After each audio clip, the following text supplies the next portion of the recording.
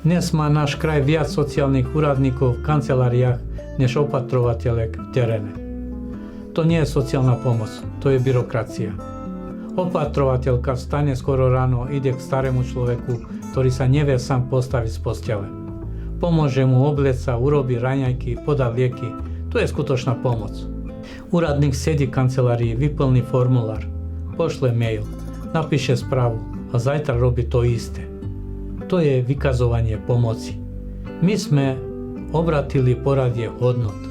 Platíme viac ľudí, ktorí o pomoci hovoria, než tých, ktorí ju robia. A výsledok, starí ľudia sú sami, rodiny sú preťažené. Opatrovateľky nestíhajú. Jeden úradník stojí ročne toľko, čo jedna alebo dve opatrovateľky. A ja hovorím jasne, radšej zaplatím 2 ruky, ktoré držia človeka, než 2, ktoré držia pero.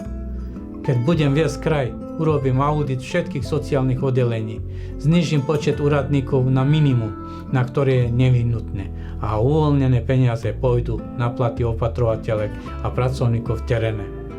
Chcem, aby sme mali viac ľudí pri posteli chorého než za stolom v kancelárii. Chcem, aby pomoc bola cítiť v domácnostiach, nielen na papieri. Sociálna služba nie je o formulároch, je to o ľuďoch. A kým budeme viac platiť kancelárie než terén, vždy to bude zle. Preto hovorím, menej byrokracie, viac pomoci, viac rúk, ktoré pracujú pre ľudí.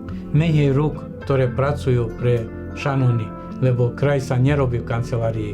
Kraj sa robí tam, kde žijú ľudia. A tam musia ísť aj naše peniaze.